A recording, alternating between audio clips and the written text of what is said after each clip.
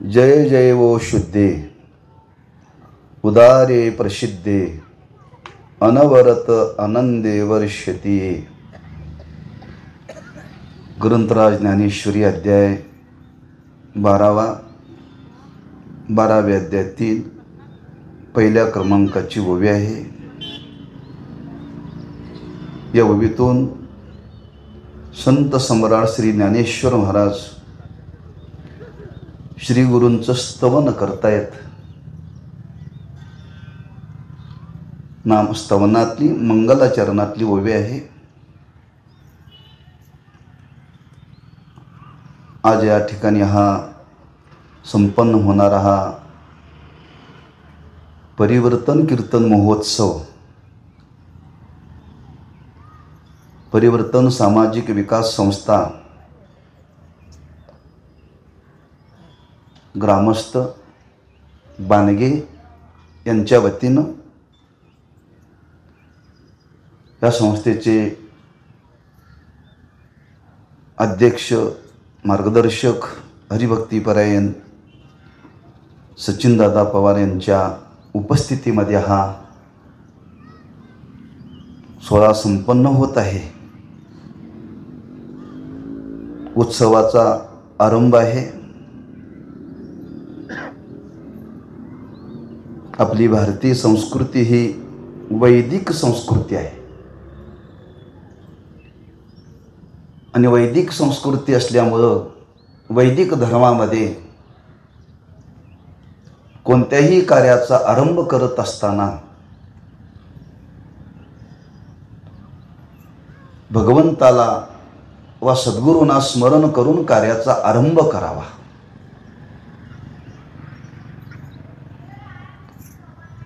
अशी ही आपली परंपरा आहे। त्याला अनुसरून मंगलाचरणातली ओवी त्या ठिकाणी सेवेकरता निवडलेली आहे।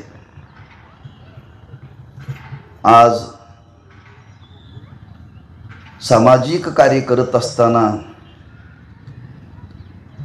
समाजाला आपण काय दिलं पाहिजे नेमकं, हा महत्त्वाचा विचार आहे बरं का।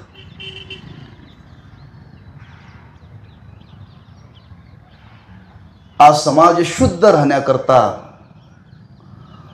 समाजाला शुद्ध विचाराची गरज आहे बरं का। जसं आरोग्य चांगलं राहण्याकरता सात्विक व पौष्टिक आहाराची गरज आहे, जसं आज समाज चांगला राहण्याकरता सुसंस्कारित राहण्याकरता सद्विचाराची समाजाला गरज आहे। समाजाच्या विषयी जरी अज्ञानी असला तरी त्या समाजाला सज्ञान करणं आपलं कर्तव्य आहे बरं का।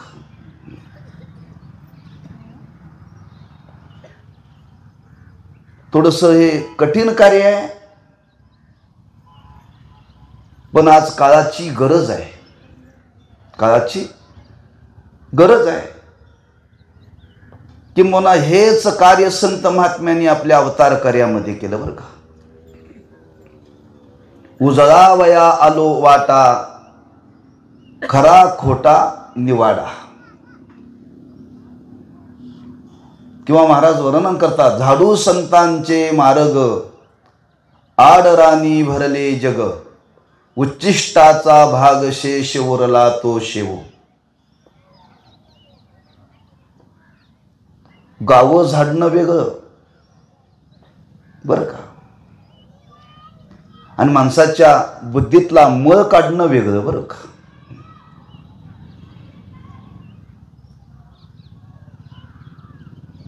आणि ते काढण्याकरता चांगल्या विचाराची सद्विचाराची आज समाजाला गरज आहे। आणि ते कार्य करण्याकरता या संस्थेचा हा हेतू आहे बरं का। अगदी लहान मुलापासून उतार वयापर्यंत प्रत्येकाच्या बुद्धीमध्ये बदल झाला पाहिजे, म्हणून त्यांनी उपक्रमच हा गुरुकुलातून निर्माण केलाय बरं का। म्हणजे बाल मुलावरती संस्कार झाले पाहिजेत, तरुणावरती संस्कार झाले पाहिजेत, अधिक ज्यांचं वय झाले त्यांच्यावरती संस्कार झाले पाहिजेत. होतील का? कोणी म्हणेल बरं का. संस्कार सर्वांच्यावरती करता येतात, नाही असं नाही आहे. उतार वयामध्ये सुद्धा संस्कार होतात, पण त्याची इच्छा पाहिजे. एक प्रसंग आपल्याला सांगतो. श्री गुरु साखरे महाराजांच्याकडे एक सदग्रस्त अकोला जिल्ह्यातून आले. वयाच्या 65व्या वर्षी आले बरं का आळंदीला. आले, सगळी प्रपंचाची जबाबदारी मुलांच्यावरती सोपवली आणि वानप्रस्थ स्वीकारला त्यांनी बरं का. आले आळंदीमध्ये, साधक आश्रमामध्ये आले. महाराजांना भेटले. म्हणजे महाराज मला आपल्या आश्रमामध्ये शिकायचं आहे. म्हणजे बाबा वय किती? 65 म्हणले. काय शिकणार? काय नाही, माझी एकच इच्छा आहे म्हणली, मला ज्ञानेश्वरी वाचायला यावी एवढीच इच्छा आहे म्हणली. शाळा अंगठेबद्दोर आहे म्हटले, पण माझी इच्छा आहे. हो, ह्या वयात शक्य आहे का म्हणले. हो, आश्रमामध्ये राहायचं म्हटलं की सेवा करावी लागते. आता आपण प्रपंचातून निवृत्त झालाय आणि या मार्गाला आला. हो, माझी इच्छा आहे, तुम्ही जे सांगाल ते करायला तयार आहे. राहिले ते वयाच्या 95 वर्षापर्यंत आश्रमात राहिले बरं का. त्यांना वय प्राप्त झालं. आणि परिणाम त्यांना सांगितलं सेवा करायची आणि रोज ज्ञानेश्वरीवरती ओव्यावरती बोट फिरवायची. परिणाम ते ज्ञानेश्वरी वाचायला लागले बरं का. ज्ञानेश्वरी वाचता वाचता त्यांनी बरीच पारायणं केली ज्ञानेश्वरीची. म्हणजे जो प्रपंचातून निवृत्त झालेला, वानप्रस्थामध्ये स्वीकार केलेल्या माणसाच्या बुद्धीवरती सुद्धा संस्कार करता येतात हे उदाहरण आहे बरं का. आज म्हटलं जातं व्यवहारामध्ये, सरकार कामावरून का कमी करतं?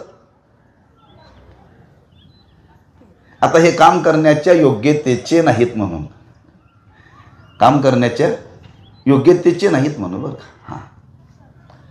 हा व्यावहारिक काम करण्याची योग्यता जरी त्याच्या बुद्धीमध्ये नसली तरी ह्या मार्गामध्ये येण्याने, या सहवासामध्ये राहण्याने, या संस्काराने मात्र त्याच्या बुद्धीवरती चांगले संस्कार होऊ शकतात.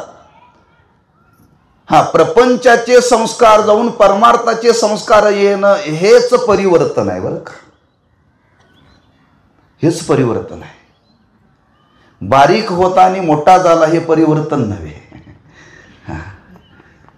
शरीराने पूर्वी लहान होता, बारीक होता, आता फार जाडजूड झाला, वजन वाढलं, हे न बरं का. त्याची वैचारिक पातळी वाढली पाहिजे. वैचारिक पातळी वाढली पाहिजे आणि हे वाढवता येतं. आणि हे वाढवण्याचं काम आज या संस्थेच्या वतीनं आमचे सचिन दादा करतायत. अतिशय स्तुत्य कार्य आहे. मला बोलवलंय म्हणून मी त्यांचं स्तुती करत नाही, त्यातला मी वक्ता नाही बरं का. फार परिस्थिती बिकट आहे, लक्षात ठेवा. एखाद्या कार्यक्रमाचं जर आयोजन करायचं असेल तर ते आयोजन करत असताना त्या संयोजकाचं वर्णन करावं लागतं, अशी समाजाची परिस्थिती आहे, लक्षात ठेवा. आणि त्या भावनेतून हे वर्णन नाही आहे. आज ज्या विचाराची समाजाला गरज आहे ते विचार समाजापर्यंत पोहोचवणं फार कठीण कार्य आहे. आणि ते कार्य या संस्थेच्या वतीनं आज हे चाललेलं आहे. आणि त्या कार्यातला एक भाग म्हणून हा एक कीर्तन महोत्सव या ठिकाणी संपन्न होत आहे. आणि ही संधी आज या बानगे ग्रामस्थांना प्राप्त झाली आहे. फार या ग्रामस्थांचं सौभाग्य आहे बरं का, सौभाग्य. आणि अशा ह्या कीर्तन महोत्सवामध्ये आजचा हा सेवेचा योग माझ्यासारख्या एका सामान्य वारकऱ्याच्या वाट्याला आलाय बरं का. तेव्हा अशा प्रसंगाच्या निमित्ताने आपण संत विचाराचं मंथन केलं पाहिजे बरं का. आणि ते संत विचाराचं मंथन करावं म्हणून संतांनी समाजाकरता जो विचार सांगितला त्या विचारापैकी एक विचार इथं ज्ञानोबारायांनी सद्गुरूंचं वर्णन करत असताना, सद्गुरूंचं स्तवन करत असताना अनेक ओव्या खर्च केल्या ज्ञानोबारायांनी बरं का. आरंभापासून पहिल्या अध्यायापासून ते शेवटच्या अध्यायापर्यंत जागोजागी ज्ञानोबारायांनी सद्गुरूंचं स्तवन केलेलं आहे. सद्गुरूंचं स्तवन केलेलं आरंभापासून 18व्या अध्यायामध्ये. आरंभाला स्तवन आहे, मधी स्तवन आहे आणि समारोपाला पण स्तवन आहे बरं. आणि ते स्तवन करत असताना सद्गुरूंचं स्तवन केलेलं आहे. का सद्गुरूंचं स्तवन केलेलं आहे? अनेक त्याची कारण आहेत. ज्ञानेश्वर महाराज एक थोर गुरुभक्त होते, थोर गुरुभक्त होते बरं का. आणि गुरुभक्त असल्यामुळे आपल्या अंतःकरणातली गुरुविषयी निष्ठा ही शिष्याने प्रगट केलीच पाहिजे असा नियम आहे, लक्षात ठेवा. गुरुभक्ताचं एक लक्षण आहे, ज्याला गुरुभक्त म्हणून घ्यायचं आहे त्या गुरुभक्ताने गुरूंच्या विषयी आपल्या असलेल्या अंतःकरणामध्ये सद्भावना ही प्रामाणिकपणाने व्यक्त केली पाहिजे बरं का. प्रामाणिकपणाने, कृत्रिम नव्हे. त्या न्यायाने ज्ञानोबाराय सद्गुरूंचं वर्णन करताय. दुसरं कारण आहे वर्णन करण्याचं, आज आपल्या जीवनामध्ये ईश्वर भक्तीची जशी गरज आहे तशी गुरुभक्तीची पण गरज आहे बरं का.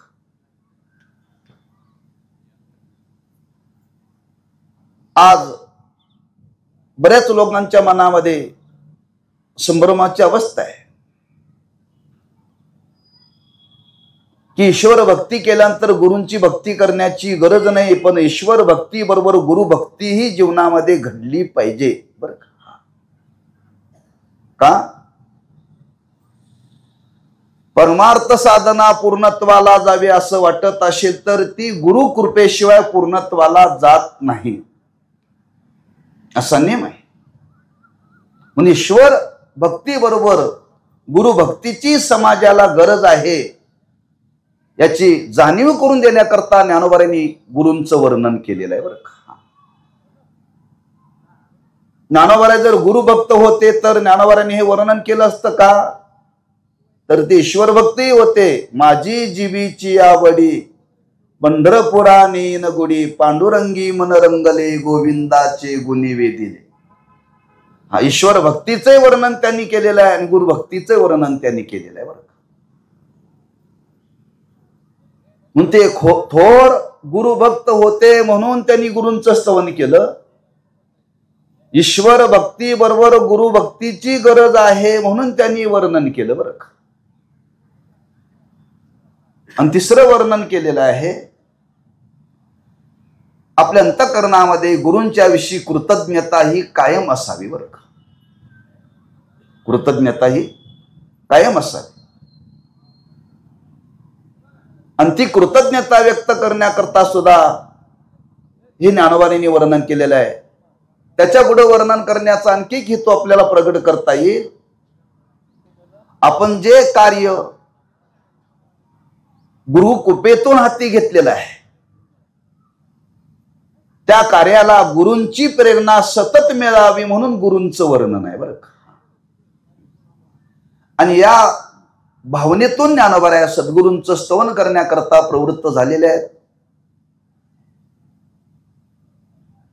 आणि ते स्तवन करत असताना पहिला शब्द ज्ञानोबाराय वापरला, जय जय ओ शुद्धे. उदारे प्रसिद्धे अनवरत आनंदे वर्षतीये.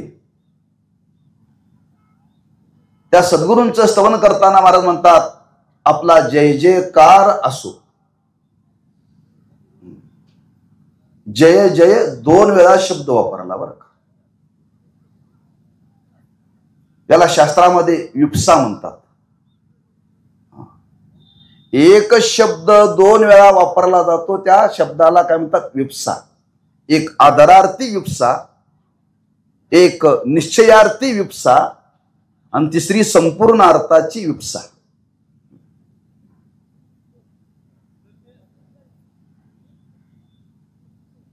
आदरार्थी आपल्याकडे आलेल्या व्यक्तीचा आदर करण्याकरता एक शब्द 2 वेळा वापरला जातो. या या बसा बसा. आदरार्थी बरं. एखाद्या व्यक्तीने आपल्याला आमंत्रण दिलं तर त्या व्यक्तीला मी तुमच्याकडे नक्की येईन हे सांगण्याकरता येणार म्हणजे येणार. निश्चयार्थी. आणि एखाद्याला काहीतरी काम सांगितलेलं आहे, ते काम सांगितल्यानंतर तो म्हणतो, उदाहरण त्याला सांगितलं शेतामध्ये जाऊन बागेमध्ये जाऊन झाडाची फुलं आण. तो फुल आणि फूल वेचून आणलंय बरं का. म्हणजे काय शिल्लक ठेवलं नाही. संपूर्ण अर्थी. मी जे केलेलं काम आहे ते पूर्ण केलं, काही शिल्लक ठेवलं नाही सांगण्याकरता 2 वेळा शब्द वापरला जातो. आलेल्या व्यक्तीचा आदर व्यक्त करण्याकरता 2 वेळा शब्द वापरला जातो. आणि निश्चयाने ते कार्य होणार आहे याच्याकरता निश्चयाने सांगण्याकरता 2दा शब्द वापरला जातो. त्यापैकी इथं ज्ञानोबांनी कोणत्या अर्थाने वापरला आहे याचा विचार करावा लागेल. जय जय ओ निश्चयार्थी आहे का संपूर्ण अर्थी आहे का आदरार्थी आहे?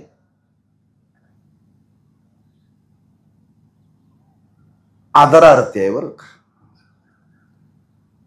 सद्गुरूंच्या विषयी आपल्या अंतःकरणामध्ये असलेला आदर व्यक्त करण्याकरता ज्ञानोबांनी जय जय 2 वेळा शब्द वापरला बरं का. म्हणून आपली संस्कृती आहे थोरांचा आदर करावा. थोरांचा आदर करावा. हा, थोर व्यक्तीचा आदर करायला आपण शिकलं पाहिजे, लक्षात ठेवा. आणि ही शिकवण ज्ञानोबांनी जाता जाता समाजाच्या समोर अन्वयाच्याद्वारे अक्षरबद्ध केलेली आहे, लक्षात ठेवा. जरी ज्ञानोबांनी गीतेवरती भाष्य केलेलं असलं तरी समाजाला फार मोठी शिकवण दिल्या. फक्त गीता अलंकारम नाम ज्ञानेश्वरी एवढ्याच भावनेनं तुम्ही ज्ञानेश्वरीकडे पाहू नका बरं का. मर्यादित बुद्धीनं पाहू नका, संकुचित बुद्धीनं पाहू नका. व्यापक बुद्धीने या वाङ्मयाकडे पहा. बऱ्याच गोष्टी ज्ञानोबांनी समाजाच्या समोर प्रगट केलेल्या आहेत. कितीतरी गोष्टी आहेत. ज्ञानोबांनी एवढं मोठं कार्य केलं. एवढं मोठं कार्य करत असताना ज्ञानोबा म्हणतात ह्या कोणतंही कार्य करत असताना त्या कार्याविषयी अंतःकरणामध्ये अहंकार राहू नये बरं. ज्ञानोबांनी निरअहंकारता प्रगट केले. किंबहुना तुमचे केले धर्म कीर्तने सिद्धी नेले येत माझेची उरले पायिकपण. एवढ्या कार्याचा त्यांनी पूर्ती केल्यानंतर कार्याची अहंकार स्पर्श केलेला नाही बरं का. म्हणजे असे कितीतरी आपल्याला हे पाहायला मिळेल. ज्ञानोबा म्हणतात मी एरवी तरी मूर्ख. स्वतःला मूर्ख म्हणून घेतात. मूर्ख स्वतःला मूर्ख म्हणायला तयार नाही समाजामध्ये. पण ज्ञानोबा स्वतःला मूर्ख म्हणून घेतात म्हणजे किती विनम्रता आहे. अशा अनेक गोष्टी समाजाच्या समोर ज्ञानोबांनी या वाङ्मयाच्याद्वारे प्रगट केलेल्या आहेत. पैकी इथं ज्ञानोबा इथं वर्णन करतात जय जय सद्गुरूंच्या विषयी आपल्या अंतःकरणामध्ये असलेला आदर व्यक्त करतात. तो आदर व्यक्त करण्याकरता त्यांचा जय जयकार करतात. जय जयकार कुणाचा करावा? जय जय शब्द आहे. कोणाचा जय जयकार करावा? त्या शब्दामध्येच भाव आहे. ज्यांनी विकारावरती जय मिळवला त्यांचा जय जयकार करावा. बरं का? ज्यांनी इंद्रियावरती जय मिळवला त्यांचा जय जयकार करावा. आमचा जय जयकार याच्या उलट असतोय. बरं का? आमचा जय जयकार याच्या उलट असतोय. आपण कोणाचाही जय करतो, लक्षात ठेवा.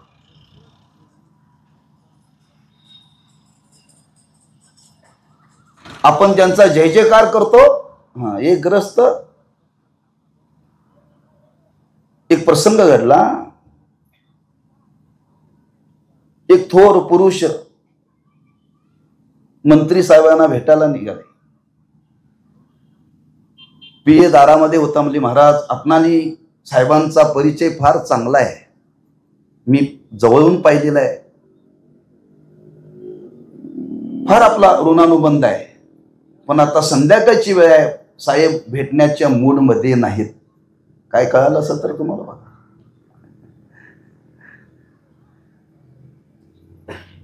जय जयकार कुणाचा करावा आणि करू नये, लक्षात ठेवा. म्हणून तर जय शब्द वापरलेला आहे. ज्यांनी इंद्रियावरती जय मिळवलेला आहे, विकारावरती जय मिळवलेला, जिंकावा संसार येणे नावे तरी शूर, अशांचाच जय जयकार करावा. बरं, म्हणून जय जय शब्द वापरला. कोणाचा तरी जय करू नये. म्हणून ज्यांनी जय मिळवलेला आहे विकारावरती, आणि अशा पुरुषाचं जीवन हे अनुकरणीय आहे, पूजनीय आहे, आदरणीय आहे. लक्षात ठेवा. किंबहुना अशा पुरुषाच्या ठिकाणी माणसांनी नतमस्तक व्हावं. नतमस्तक.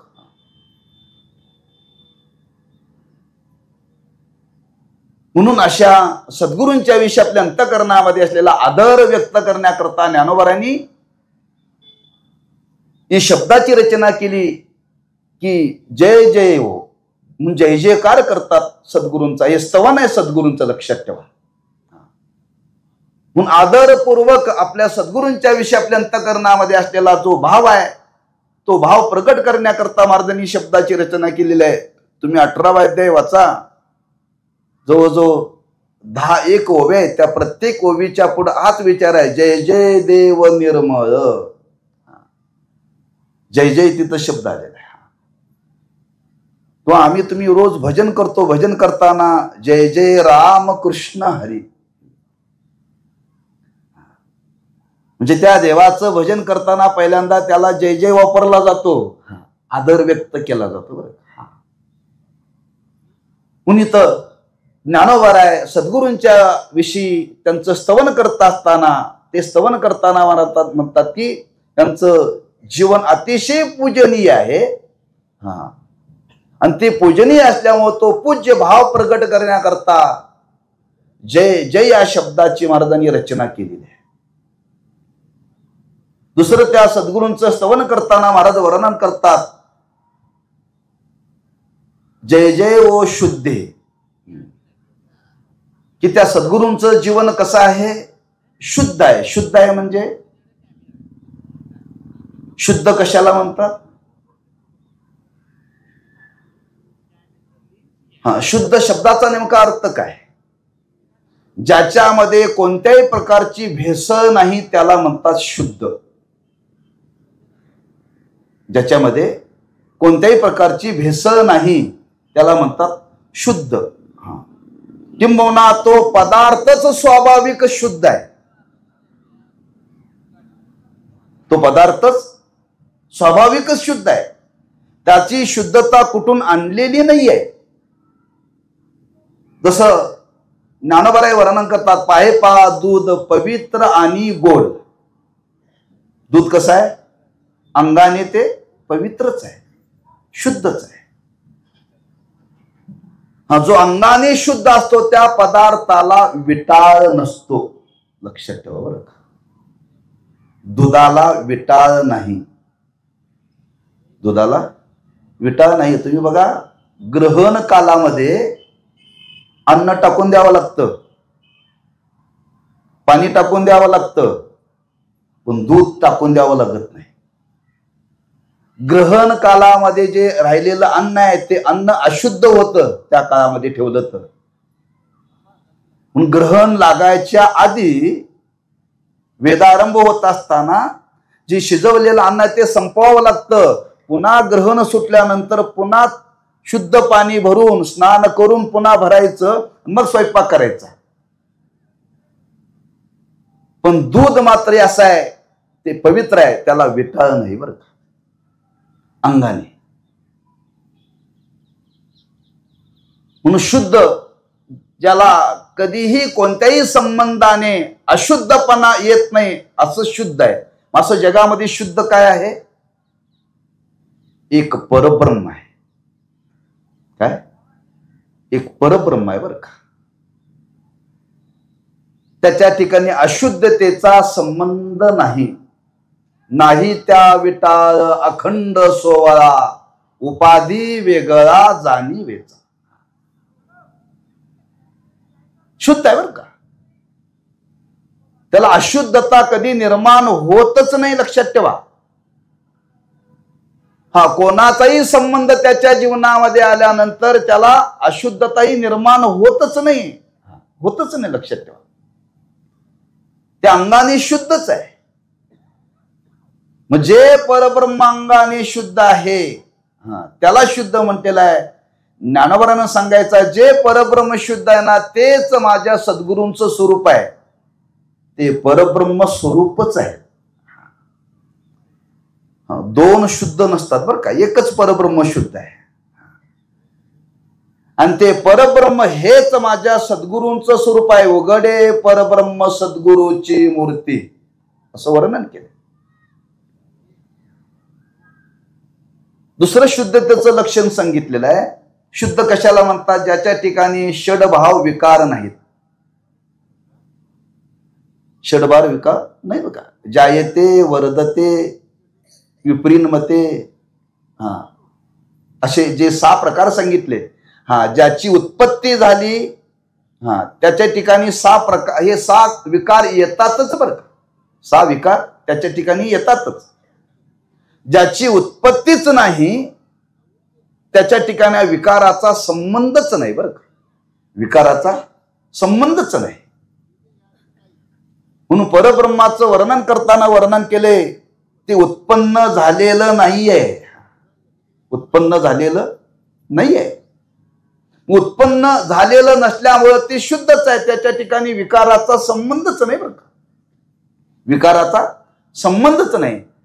जे परब्रह्माचं वर्णन केलं तेच स्वरूप इथं ज्ञानोबराय वर्णन करतात की माझे सद्गुरू हे शुद्ध आहेत.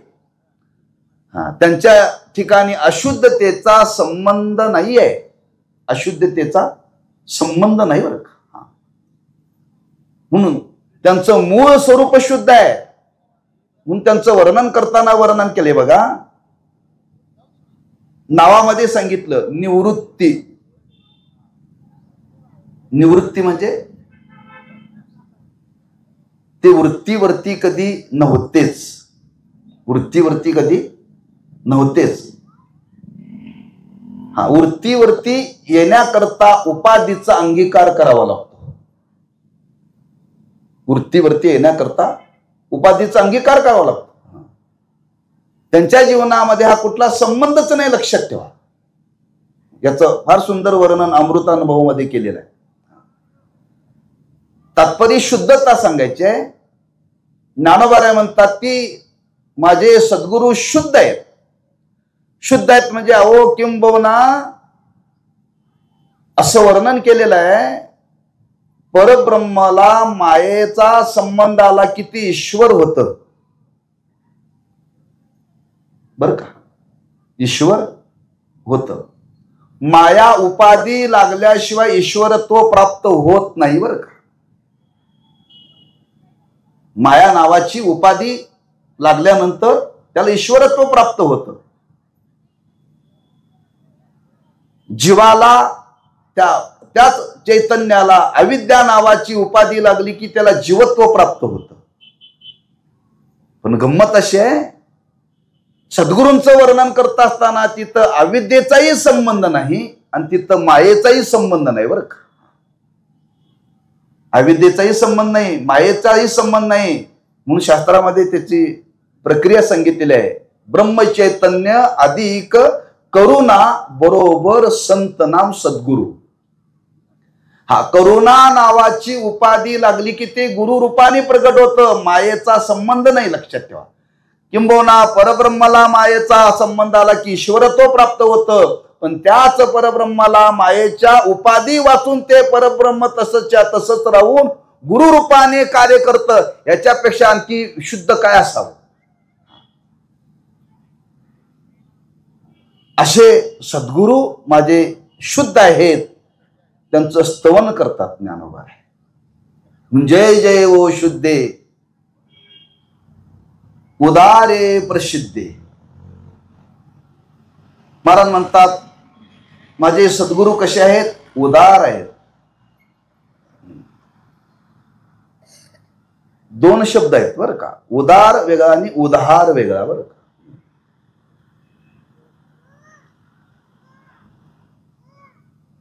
की महाराजांना सांगायचं आहे सद्गुरू हे उदार आहेत बरं का. उदार आहेत म्हणजे हे उदारत्व लक्षण कधी लागतं, संपन्नता असेल तर उदारत्व लक्षण लागू शकतं बरं का.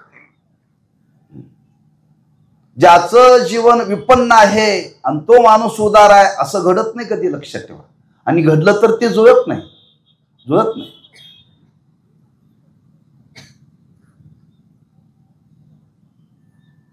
आपल्याला फार वाटतं, काय फार वाटतं, जगाला ज्ञान द्यावं, पण आपल्याकडे असेल तर ना, आपल्याकडे असेल तर.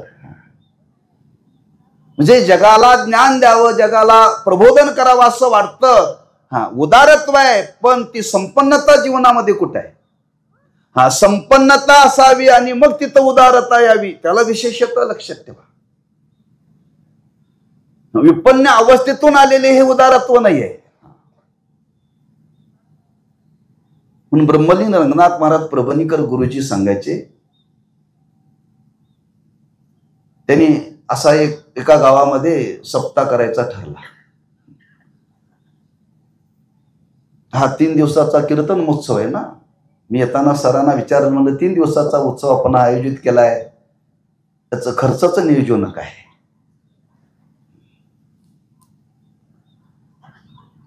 पण हे कार्य करायचं म्हणजे सामान्य नाही, लक्षात ठेवा.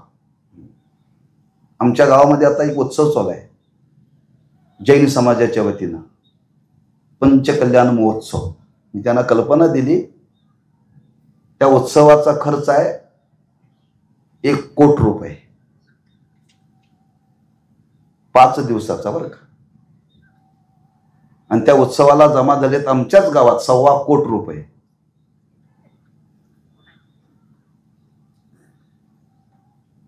फक्त लोक ते त्यांच्याच धर्माला खर्च करतात, आपल्याला देत नाहीत बरं का, आपल्याला देत नाही. म्हणजे कोणतंही मोठं कार्य करायचं असेल तर त्याला हे लागतं. म्हणजे कार्य करायचं आहे, मला त्यातली उदारता आपल्यासमोर प्रगट करायची आहे. अनेक लोकांना बैठकीला बोलवलं, त्याच्यामध्ये काही श्रीमंत मंडळी आली, काही गरीब श्रद्धावान वारकरी आली आणि म्हणले काय नाही, हा उत्सव चालायचा आहे सावकार, हे बघा तुम्हाला काय भजन करण्याकरता वेळ नाही, पारायणाला तुम्हाला येता येत नाही, काकड्याला येता येत नाही, हरिपाठाला येता येत नाही, कीर्तनाला येता येत नाही, प्रवचन का तुम्हाला वेळ नाही आहे, तुम्ही काय करा, ह्या लोकांना अन्नदान करा, तुम्हाला पुण्य मिळेल म्हटले. तेव्हा आपण एक पंगत त्या उत्सवाची घ्यावी, फार मोठं पुण्य आहे म्हणले. पण तुम्ही इथं येऊन हे करू शकत नाही, पण एवढ्या लोकाला अन्नदान केलं तर तुमच्या पदरामध्ये पुण्य प्राप्त होणार आहे. तुम्ही एखादी पंगत घ्या. तिथं दुसरा वारकरी म्हणजे गुरुजी मला एक पंगत द्या. गुरुजी म्हणजे अरे बाबा तुझी योग्यता नाहीये, तुझी योग्यता नाहीये. तू काय कर, विण्याचा प्रहर 3 तास घे, तुला एक पंक्तीचं पुण्य मिळेल बरं का. हे सावकारने ऐकलं बरं का. म्हणजे गुरुजी तुम्ही आता काय सांगितलं, 3 तासाचा एक प्रहर बरं का. 1 तास विना घेणं म्हणजे प्रहर नव्हे, 3 तास विना घेणं म्हणजे प्रहर बरं का. म्हणजे गुरुजी तो वारकरी पंगत घालतो म्हणतोय, त्याला पंगत द्या, मी विण्याचा पारा घेतो. गुरुजी म्हटले श्रीमंताने अन्नदान करायचं असतं आणि ज्याची योग्यता नाही त्याने हे सत्कर्म करायचं असतं. उदारता लक्षात ठेवा. म्हणजे संपन्नता असावी लागते, तिथं उदारता येते. पण हे सगळ्यांच्या जीवनामध्ये घडत नाही. म्हणून ज्ञानोबांनी वर्णन केले. ज्ञानोबांनी दृष्टांत दिलाय, एक सुगरण आहे. सुगरण म्हणजे अतिशय चांगला स्वयंपाक करते, अतिशय. पण ज्ञानोबा म्हणतात ती सुगरण असावी आणि उदार असावी. सुगरण असावी आणि उदार असावी. जेवणारे असावेत आणि रसज्ञ असावेत.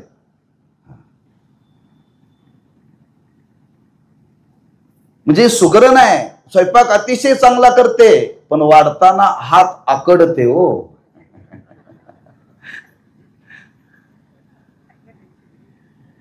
एखादीने स्वयंपाक भरपूर केलाय पण खाण्यासारखा नाही, ते आग्रह करते वाढू का वाढू का वाढू का, पण खाण्यासारखा नाही ना. म्हणजे ती सुगरण असावी आणि उदार असावी. हे घडावं लागतं जीवनामध्ये. ज्ञानोबा इथं वर्णन करतात उदारे प्रसिद्धे. म्हणजे सद्गुरू एवढे उदार आहे, त्या उदारतेची त्रिभुवनामध्ये प्रसिद्धी आहे. उदारतेची त्रिभुवनामध्ये प्रसिद्धी आहे. किंबहुना काही माणसं प्रसिद्धी करता दान करतात, पण इथं ज्ञानोबा म्हणतात त्यांचं दानाचं एवढं महत्व आहे, एवढं दानाचं महत्व आहे, त्रिभुवनामध्ये त्यांची उदारतेची प्रसिद्धी आहे बरं का. उदारे प्रसिद्धी. म्हणजे त्यांच्यासारखं उदारत्व या त्रिभुवनामध्ये कुणी वर्णन केले. या संता परिस उदार त्रिभुवनी नाही थोर. त्या त्रिभुवनामध्ये संतांच्या सारखे उदार संतच बरं का, दुसरं कोणी नाही. संत उदार उदार भरले अनंत भांडार. म्हणजे संतांची उदारता किती आहे. जेवढे जगामध्ये दानशूर मंडळी म्हणून सांगितली, त्या सर्वांच्या यादीमध्ये संतांचंच उदारत्व आहे. लक्षात ठेवा. कल्पतरुहुनी दुने. या संता परिसा आगाधेने महाराजांनी वर्णन केले. एक परिस आहे, दुसरा चिंतामणी आहे, तिसरा कल्पतरू आहे आणि कामधेनू आहे. हे देण्याकरताच ईश्वराने निर्माण केलेत बरं का.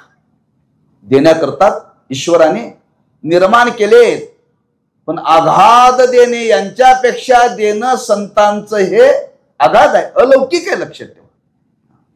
जे जगामध्ये दातृत्व दान देणारी मंडळी पुष्कळ आहेत, त्या सर्व दान देणाऱ्या मंडळींना जर एकत्र केलं तर त्या दातृत्वामध्ये उदारत्व जर कोणाचं असेल तर ज्ञानोबा म्हणतात सद्गुरूंचं उदारत्व आहे बरं का. उदारे प्रसिद्धे. म्हणजे त्यांची उदारतेची प्रसिद्धी आज त्रिभुवनामध्ये आहे. एवढं दातृत्व त्यांच्या जीवनामध्ये बरं का, एवढं दातृत्व त्यांच्या जीवनामध्ये आहे. ठीक आहे. ज्ञानोबांनी विचारलं संत उदार आहेत, काय त्यांनी जगाला दिलं. म्हणून मी आरंभालाच बोलून गेलो. आज समाजाला आपण काहीतरी दिलं पाहिजे. काय द्यावं? आपल्याकडे देण्यासारखं काही नाहीये. आणि समाजाला जे द्यायला पाहिजे ते आमच्याकडे नाहीये. आज समाजाला ज्याची गरज आहे ते दिलं पाहिजे, मग आमच्याकडे नाहीये. पण आपण संतांचे पाईक आहोत, आपण संतांचे अनुयायी आहोत. भाग्यवान आहे आपण. आपल्याला देण्याकडे आपल्याकडे काही नसेल तर आपण आशांच्या पोटी जन्माला आलो, आशांच्या नंतर जन्माला आलो की ते देण्यामध्ये या जगतामध्ये समर्थ आहेत, संत आहेत. आपण संतांच्या नंतर जन्माला आलेलो आहे. आपल्या जवळच आपण समाजाला काही देऊ शकत नाही, पण जे संतांनी समाजाला देण्याकरता निर्माण केलेलं आहे ते समाजापर्यंत तरी पोहोचवण्याचं काम आपण केलं पाहिजे. संत विचार, शुद्ध विचार, पोषक विचार आहेत, लक्षात ठेवा. आणि हे विचार समाजाला आपण दिलं पाहिजे. म्हणून संत आज उदार आहेत, ते देण्याकरता आले. काय त्यांनी जगाला दिलं? ज्ञानोबा म्हणतात, अनवरत आनंदे वर्षतीये. त्यांनी जगाला आनंद दिला, जगाला आनंद दिला. कसा दिला? वर्षतीये, वर्षाव केला आनंदाचा, आनंदाचा वर्षाव केला. असा काय ओंजळीनं दिला नाही. पाऊस ज्यावेळी जमिनीवरती पडतो तो कसा पडतो? संकोचित बुद्धीनं पडतो का? नाही बरं. वर्षाव सर्वांना तो सारखं देतो, सर्वांना सारखं देतो बरं. आपण पिकाला पाणी पाजणं वेगळं आणि पावसाचं पाणी मिळणं वेगळं बरं का. यात फरक आहे. पावसाच्या पाण्याने जे पिकाला जोर येतो तो पाणी पाजण्याने येत नाही बरं का, येत नाही. आज आमच्या तुमच्या विचारापेक्षा संतांच्या विचाराने समाजाला जी बळकटी येते ती विशेष आहे, लक्षात ठेवा, ती विशेष आहे. म्हणजे संतांनी आज समाजाला जे विचार दिले ते शुद्ध विचार दिले बरं का. या माणूस अनवरत आनंदे वर्षतीये. ज्ञानोबरांनी वर्णन केले, आनंदाचे आवारू मांडू जगा. प्रतिज्ञा लक्षात ठेवा. अवघाची संसार सुखाचा करीन, आनंदे भरीन तिन्ही लोक प्रतिज्ञा. म्हणजे त्या महात्म्याने जगाला आनंद दिला, अनवरत. जो आनंद, ज्या आनंदामध्ये कसलाही लेश नाही बरं का, कसलाही लेश नाही.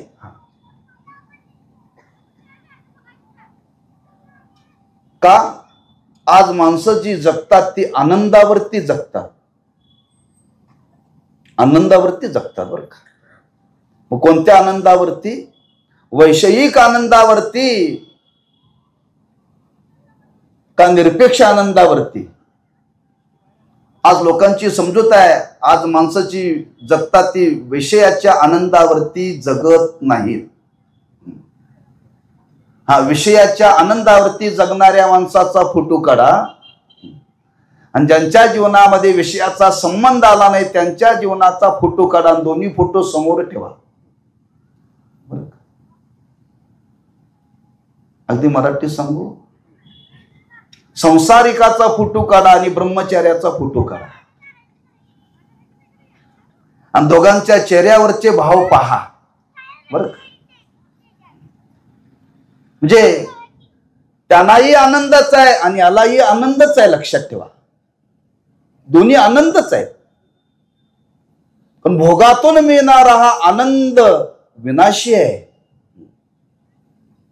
आणि भोगा वाचून मिळणारा आनंद हा अविनाशी स्वरूपाचा आहे. आणि अविनाशी स्वरूपाचा आनंद वाटणारे जगामध्ये फक्त संत आणि संतच आहेत, बाकी कोणी करू शकत नाही. प्रश्न आहे, आनंद वाटता येतो का? आनंद वाटता येतो का? वाढता येतो तेवढ्या उंचीवरती जावं लागेल. तेवढ्या अवस्थेवरती जावं लागेल. मग संतांनी तो आनंद आज समाजाला वाटला. आनंद तो समाजाला वाटला म्हणजे त्या अवस्थेला संत पोचले होते, लक्षात ठेवा. म्हणून तर ज्ञानोबरांची या समाजाविषयी आज भावना आहे. या अवस्थेला ज्ञानोबराय पोचले होते. हे विश्वची माझे घर, ऐशी मती जयाची स्थिर, किंबोना चराचर आपण झाला. तो आनंद वाटला. कसा वाटला हो? आनंद वाटायचं म्हणजे मग काय, आनंदाचा वर्षाव त्या महात्म्याने या जगामध्ये केला. उदार अंतकरणाने केला. लक्षात ठेवा, ज्ञानोबरांनी ज्ञानेश्वरी लिहिली म्हणजे काय केला हो? आनंदाचा वर्षाव केलेला आहे. एक एक ओवी वाचामध्ये काय आनंद मिळतोय पहा. काय आनंद मिळतो, निरपेक्ष आनंद आहे. म्हणजे संतांचं वाङ्मय म्हणजे आनंदाचा वर्षाव आहे. पण त्याच्या पुढे जाऊन थोडासा विचार आपल्या समोर प्रकट करतो. आनंदाचा वर्षाव संत महात्म्यांनी जगावरती केला या शब्दाचा, की आपलं स्वरूपच आनंद रूप आहे हे जगाला ज्ञान करून देण्याचं कार्य संतांनी केलं बरं का. पण ही वाटण्यासारखी वस्तू नाहीये. जसं तुकोबारे म्हणतात, देव घ्या कोणी, देव घ्या कोणी, आयता आला घर पुसून. देव वाटता येतो? आणि वाटता येत असेल तर त्याला देव म्हणता येतं का? तसा आनंद वाटता येत नाही. मग तो वाटायचा असेल तर कसा वाटायचा? ज्ञानोबरांनी वर्णन केले. हे हृदयीचे ते हृदयी घातले. हे हृदयीचे ते हृदयी बर का. म्हणजे आपल्याला आलेला अनुभव, आपल्याला आलेला अनुभव, प्रत्येक जीवाला त्या संत महात्म्यांनी ज्ञान करून दिलं. बाबा तू सच्चिदानंद स्वरूप आहेस.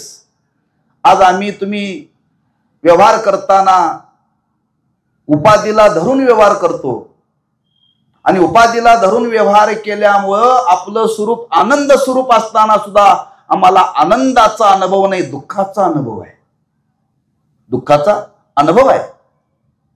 आणि तो दुःखाचा अनुभव निवृत्त करून सुखाचा अनुभव द्यायचा आहे.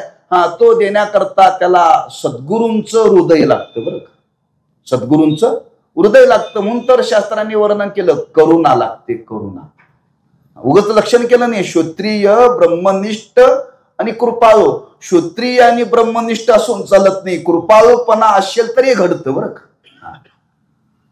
आणि हे कार्य त्या सद्गुरूंनी जीवनामध्ये केलं. ज्ञानोबराय म्हणतात, माझे सद्गुरू त्यांनी या संपूर्ण विश्वामध्ये आनंदाचा वर्षाव केला बरं का.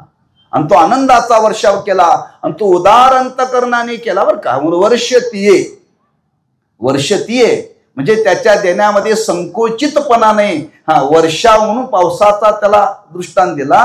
जसा पाऊस वर्षाव करतो, सर्वांना शांत करतो बरं का, तसं या संत महात्म्यांनी सद्गुरूंनी हे जीवनामध्ये केलं. म्हणून अशा सद्गुरूंचा जय जयकार असो. म्हणून सद्गुरूंचं स्तवन करत असताना ज्ञानोबरांनी हा विचार या ओवीतून एक प्रगट केलेला आहे. आणि तो प्रगट करताना ज्ञानोबराय म्हणतात, खरंच माझे सद्गुरू शुद्ध आहेत, उदारतेमध्ये प्रसिद्ध आहेत, आणि त्यांनी आनंदाचा वर्षाव या विश्वामध्ये केला. अशा सद्गुरूंचा जय जयकार असो. अशा सद्गुरूंचा जय जयकार असो. दुरुक्ती वापरलेले आदराने व्यक्त करतात, म्हणजे त्यांच्याविषयी आपल्या अंतःकरणामध्ये असलेली कृतज्ञता व्यक्त करतायत. असा भाव या ओवीतून महाराजांनी प्रगट केलेला आहे. वेळेचं भान ठेवून मी थांबतो. तसे माझ्या गणिताने अजून माझ्या 10 मिनिटं शिल्लक आहेत का दादा? 6:15 सुरू झालंय बरं का. पण महाराज आलेले आदरणीय. कारण आपला नियम आहे, ओव्हर टाइम तर करायचं नाही, पण दिलेली ओळ सोडायची नाही वेळ बरं का. तर आदरणीय आमचे उमेश महाराज जी आलेले आहेत, वेळेत आलेले आहेत अगदी. तेव्हा वेळेचं भान हे भक्त्यानं ठेवलं पाहिजे. त्या वेळेचं भान ठेवून काहीचा विचार आपल्या समोर या कीर्तन महोत्सवाच्या निमित्ताने प्रकट करण्याची संधी माझ्यासारख्या एका सामान्य वारकऱ्याला प्राप्त झाली, हे माझं सौभाग्य आहे. तेव्हा हा विचार आपल्यासमोर प्रकट करत असताना याच्यामध्ये जे काही शास्त्रशुद्ध आहे, योग्य आहे, ते श्री गुरु साखरे महाराजांच्या चरणाजवळ बसून जे काही श्रवण केलं ते विचार आपल्यासमोर मांडले, त्याचा स्वीकार करा. आणि बोलण्याच्या ओघामध्ये काही चुकीचे शब्द माझ्या वाणीतून आले असतील ते खास माझ्या येते माझे मला परत करा, म्हणजे दुरुस्त करण्याचा प्रयत्न करू. झालेली सेवा त्या ज्ञानोबरांच्या चरणी, सद्गुरूंच्या चरणी समर्पित करून सेवेला पूर्णविराम देऊ. पुंडलिक विठ्ठल श्री ज्ञानदेव तुकाराम. आता